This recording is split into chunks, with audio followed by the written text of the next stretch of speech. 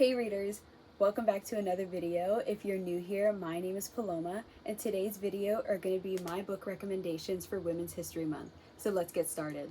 So the first book I'm going to recommend is Pride and Prejudice by Jane Austen. I think it's a classic, deservedly so, and I think everyone should read it at least once in their life. Personally, I had watched the 2005 movie before I had read the book, and honestly, I think that was a better experience for me. I think it's a really great book. I love the world of Jane Austen, especially the one that she created in this book. I think Elizabeth is a really strong character, as well as, kind of nuanced, from her relationship with Darcy as well as her own family. I loved the writing. I think Jane Austen has a very specific style of writing and it can't be replicated. Much like Pride and Prejudice, I had actually watched the movie before I had read the book. This movie features Rock Hudson, Elizabeth Taylor, and James Dean, and I loved the movie so much I had to get the book, and I honestly liked the book more than I liked the movie. As many such cases, that happens to be the book is better than the movie, but for some reason, the book was really much better than the movie, and no shame to Rock Hudson, Elizabeth Taylor, and James Dean. They did a wonderful job in that movie. It's my Letterboxd top 4.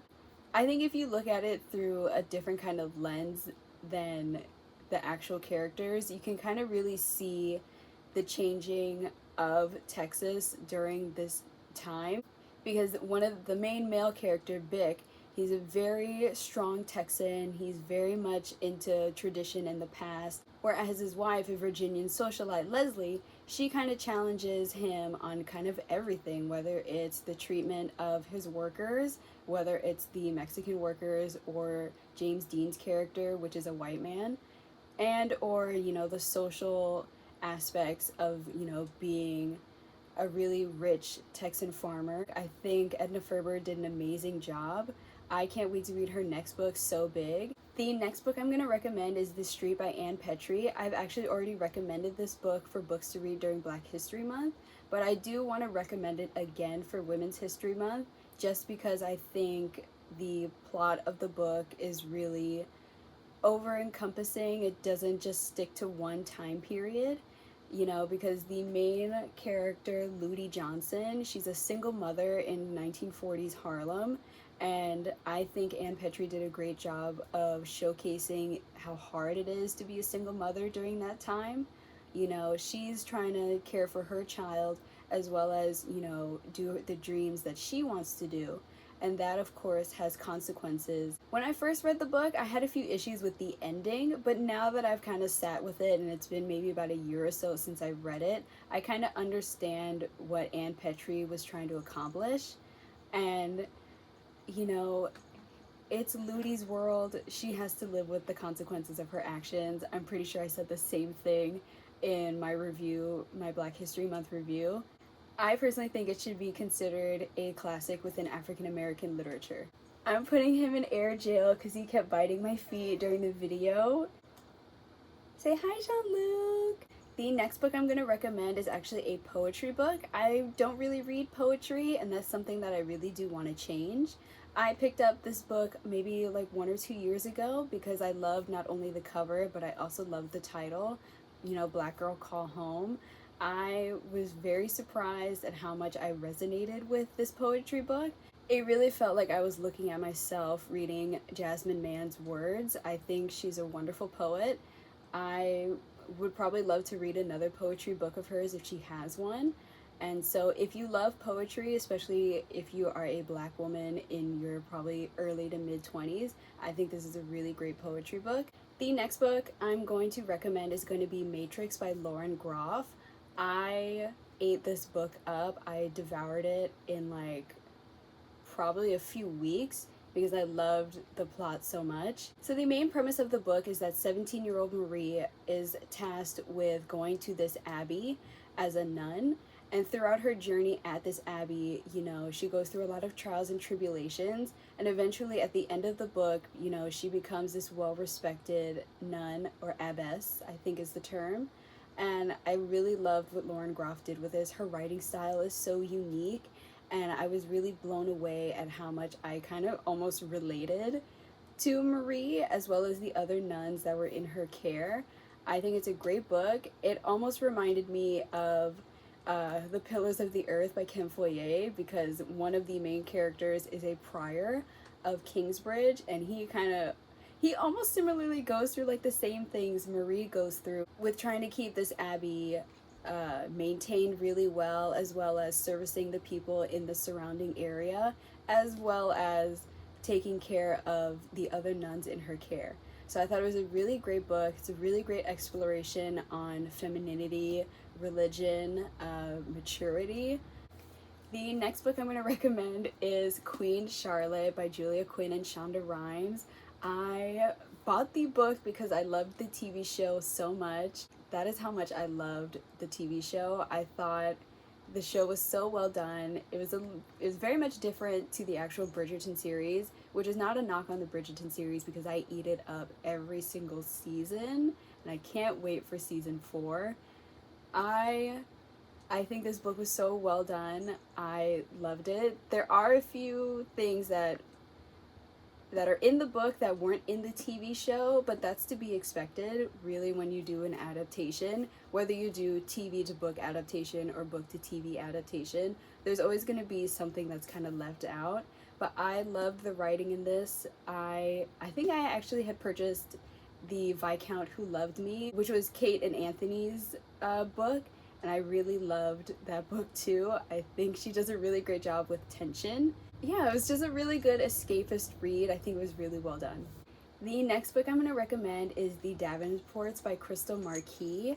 I actually am not done with it, but I'm basically done. I enjoyed this much more than I thought I would. I think I spoke about this book on the books I wanted to read in 2025, and I said the same exact thing. It's a really quick and easy read. The chapters are not very long, and all the characters go through their character arcs. Very well done. There was a few moments where I was like, oh my god, what's gonna happen next? My favorite characters in the book were gonna be Ruby and Helen. Olivia, maybe sometimes. I think Olivia had a few issues that she kind of needed to resolve before she kind of did the things that she did, which is not salacious. It's not salacious things at all. I personally loved Ruby's character arc the most. I think she went from a spoiled rich girl to someone who thinks of others in a more meaningful way, and I think Krystal Marquis did a really great job at exploring that. And I also really liked Helen's character arc because she's kind of like the tomboy of the family, and then as she starts to fall in love, she kind of realized there's more nuance, to just being a tomboy. You can be a tomboy and still want to fall in love. And I love the cover. I love the cover so much. That was what really drew me to the next book I'm going to recommend is The Mountain Sings by Nguyễn, Phan. I read this book a couple years ago, and it's still stuck with me throughout that time. The main premise of the book is vivid, gripping, and steeped in the language and traditions of Vietnam. Celebrated Vietnamese poet Nguyen's richly lyrical debut weaves between the lives of a grandmother and granddaughter to paint a unique picture of a country pushed to a breaking point and a family who refused to give up. This is basically set in the Vietnam War. I only know the surface level information of the Vietnam War through history class, so I really enjoyed reading this book and kind of delving into the lives of the grandmother and the granddaughter as the grandmother experienced the Vietnam War matter-of-factly, and the granddaughter who's kind of wondering what her grandmother went through. So I thought it was a really well done book. I loved the prose. It was really well done, very well written, and I just loved everything about it. The next book I'm going to recommend is In the Time of Butterflies by Julia Alverez. I had read this a couple years ago as I was starting to get back into reading, and I was starting to get back into historical fiction, because before I was reading mostly sci-fi, and so I kind of wanted to get back into historical fiction, and that was the place I wanted to start. So it tells the fictionalized story of the Mirabal sisters who fought against Rafael Trujillo's dictatorship in the Dominican Republic from 1938 to 1960. And it's told from the perspectives of the four sisters, Patria, Minerva, Maria Teresa, and Didi. I Now that I look back on it, I don't think I really appreciated the book as I was reading it, but now that I'm looking back on it, I can appreciate the care that Julia Alvarez put into the book to kind of give these sisters a voice. It takes a lot of courage for people who go against dictatorships to really have their voice heard. I remember bits and pieces of the book, especially ones that I remember, especially about the Mirabal sisters. I didn't know too much about them, so that book was really kind of a good jumping point for me to do research into them that I had done after I finished the book. And I think it was like a really great nod to them. I had recently seen I'm Still Here by Walter Salles, which stars Fernanda Torres, and that is another story about, you know, the implications of the dictatorship and how that kind of psychologically impacts you throughout the rest of your life. The last book I'm going to recommend is Babel by R.F. Kuang. That's my second R.F. Kuang book. I had read the first Poppy War book. I loved Babel so much. I recommend it to everyone I meet.